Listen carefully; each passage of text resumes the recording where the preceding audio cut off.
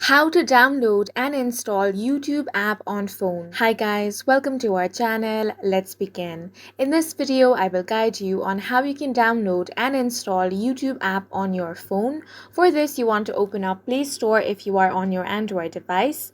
Open up App Store if you are on your iPhone. Now, you want to tap on the search icon at the bottom right corner of your screen. Then tap on the search bar. Now, on the search bar, you want to type YouTube. Now tap on the search icon. Out of the search results, you want to tap on this option right here. Now tap on the install or enable option that you can see. After you tap on the install option, the downloading will begin.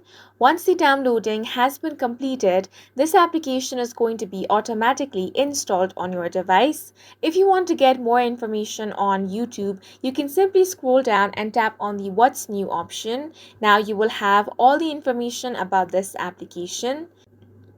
Now, once the installation has been completed, you can tap on the open option, log into your account and start using the YouTube app. And that's it for this video. If you found it helpful, please make sure to hit the like button and subscribe for more videos like this.